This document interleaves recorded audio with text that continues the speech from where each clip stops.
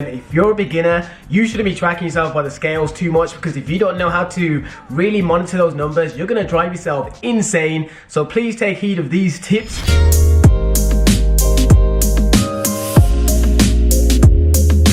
Morning, lovely people. You're waking up to a happy TJ. The reason I'm happy is purely because today I woke up with a low weigh-in, but I'm not happy because of that. I'm happy because yesterday I ate way more than I probably should have, because I was meant to go cinemas to see the movie Us, but I didn't end up going, so I ended up just eating all the stuff that I was gonna bring with me. And I woke up thinking, oh shit, I'm gonna have like a spike, and I didn't. So I was really happy with that.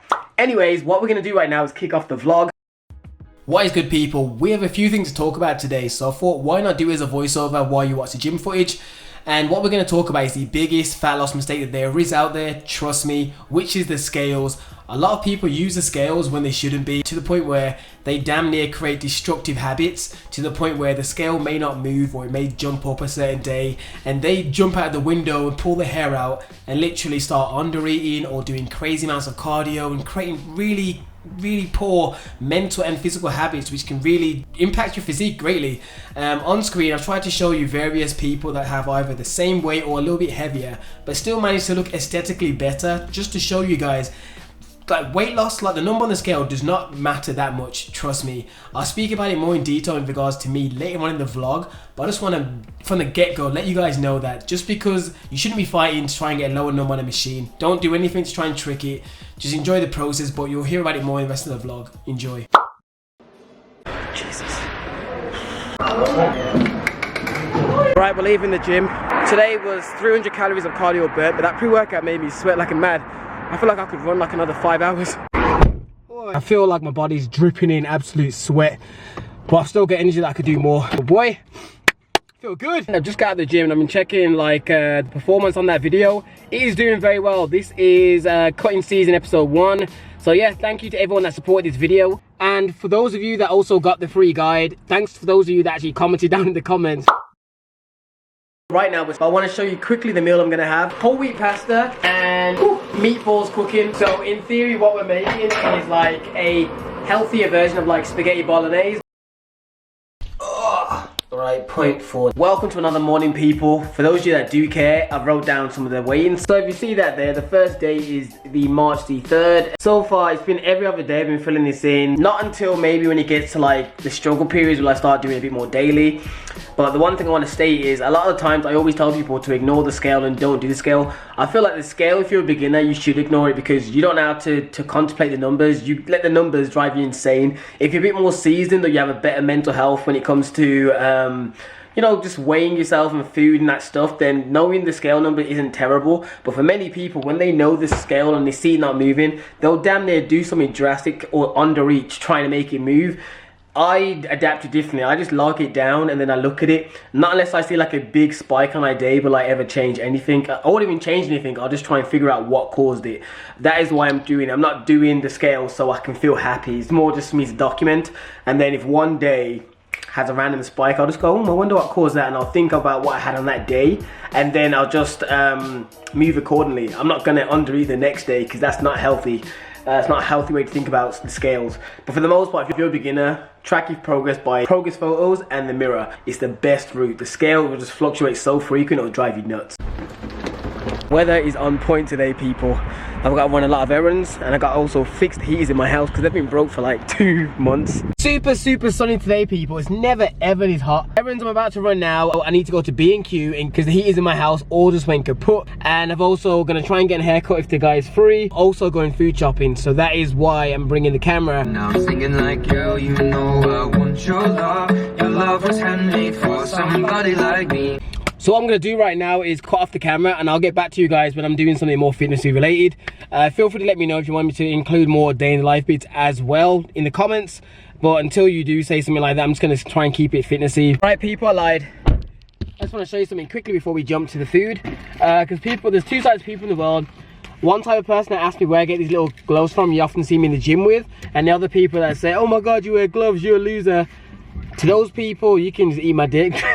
But the people that ask me where they're from, you get them from B&Q. They're like £1.20, so they're dead cheap. And they're just, the reason why people get these often instead of like proper gym gloves is because they're £1. If you buy actual gym gloves, they're like £7, and they do the same job. I only use them to help me grip the bar because my repetitive strain injury in my hands, sometimes I can barely touch the bar if it's really cold. So that just helps me just get grip and it take away the coldness. Oh, you hear that, J. Cole?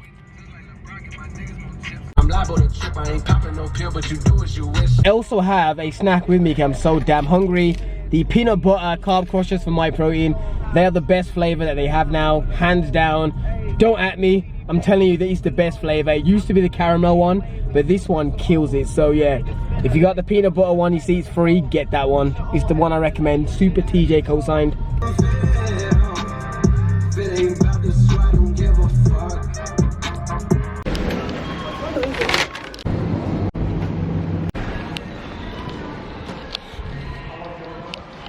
Alright people, we are outside of Lidl right now. The quick things I bought, you saw. The main thing I am looking forward to having is the steak. I'm going to have steak and eggs today. I haven't had that meal in quite a while and I like it. I like it. It's a nice high protein meal that I like having. Plus I've also got a carton of egg whites still at home, so I'll probably have 2 whole eggs and pour in some of the egg whites and mix it with the steak. I'm outside the gym in the car park right now and I'm going to go in. Today is actually just cardio day, so that's it's okay, my body's too sore to train anything else, so today I'm just doing cardio. But I'm kind of hungry, so that's why I bought the pack of popcorn. This here is one of the approved like low calorie snacks. This whole pack is 120 calories. I'm looking forward to eating this quickly while I listen to some music and then we'll go inside. Also, one of the things that probably makes people try and fight the hardest, trying to see lower number on the scale, is because they want abs. Let me just tell you now, yeah, to get abs, you need to build the muscle up, which means you have to actually train. So some of the exercises I'm showing you on screen, these are how you kind of build your lower abs and your overall six-pack and also your obliques. Build the muscle, and then if you build enough muscle there, I guarantee it'll start protruding through the fat, which means you don't need to go to a ridiculously low number on the scale or low body fat. Facts.